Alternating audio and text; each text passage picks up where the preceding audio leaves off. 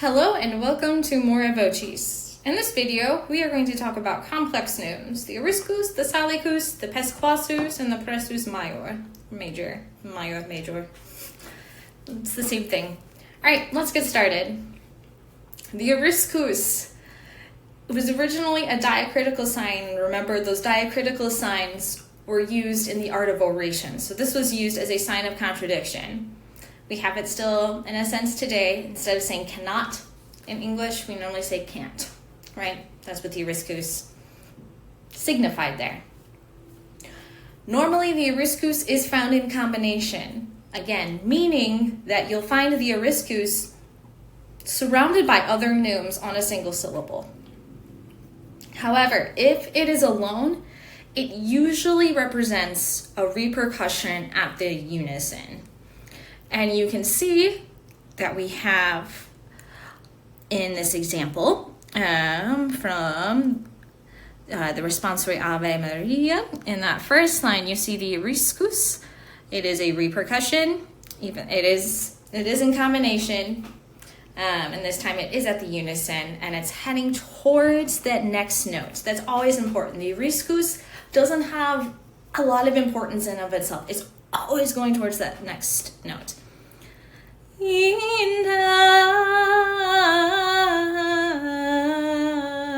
Right, there's the movement towards that next one. You'll also see one in that third line there on sanctum. They're essentially showing you there to pronounce your M well, right, with the liquescent there. Great.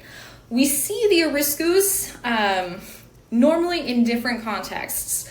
So in this video, we're mostly going to discuss the function of the ariscus in other neumes. You can find it by itself, but it's normally not hidden, but it's normally found in other notes. It makes the foundation of the other notes. All right, let's keep going. We have the salicus. Now, we've seen the salicus before in the 3-note neume video, and I didn't talk about it there because it is tied up with the ariscus so intimately. The salicus, is also a 3-note ascending neume. However, the ariscus is the middle note.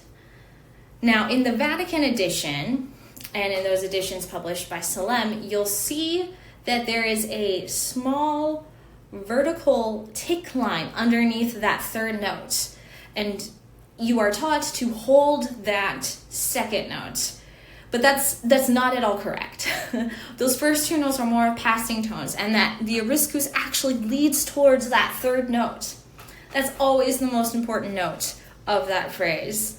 Me, something like that, if that makes sense. It's not me,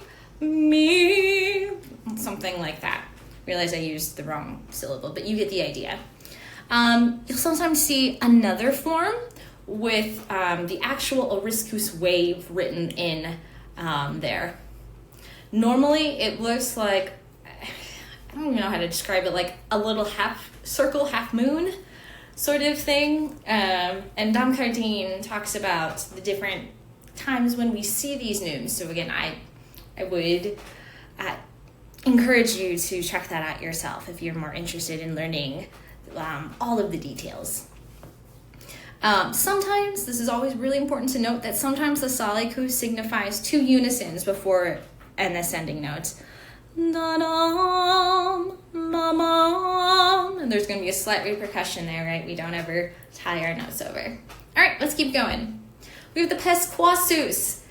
This is a 2-note ascending neume. It literally translates as square foot.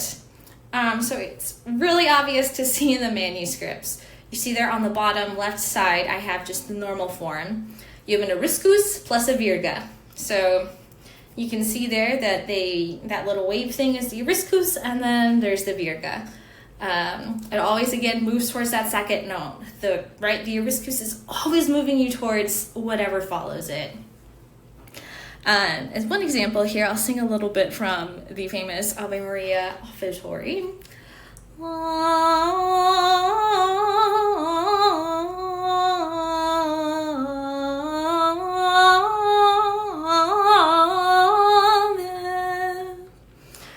here that Pasquasus went up to that second. Now, also apologize, I'm not really warmed up at all today, and yeah, it's been a long week here. We can also find the Pasquasus in an emphatic form, right? So they just added an epizema to the end of the virga. That one's kind of hard to tell the difference, so you really have to squint and look at those manuscripts. All right, our last, nope, sorry, this is not our last. We have the Pressus Major. You have virga, oriscus, and punctum, right? So if you look carefully at that neume and the upper right-hand side, you'll see a virga that's tied to the oriscus and a punctum, right? And like always, what should we expect? The oriscus pulls towards the punctum. You'll often see this as a syneresis on a single syllable. So you're probably wondering, what in the world does syneresis mean? That is just a fancy word for syllables or notes rather coming together on a single syllable rather than being pulled apart. You'll often find this in formulas that to accommodate for different types of texts that have the same melody, you'll have to perhaps join notes, more notes on one syllable if you have less text. This isn't always where you find the Pressus Major, but this is frequently where you find it.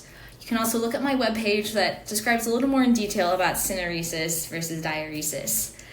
It's kind of a weird concept to wrap your head around because we're not used to thinking about music and text like this. But just remember that when you think of syneresis, you think of synergy, synonym, right? Things that are together, syn. That's when you have formula that has to be adapted to a smaller set of text usually. So you would see this part of this formula that would have more notes on a single syllable than in a different example. In the Pressus Major, you have usually two unisons followed by a lower note. And we see this example here at the bottom. This example here, we have that there.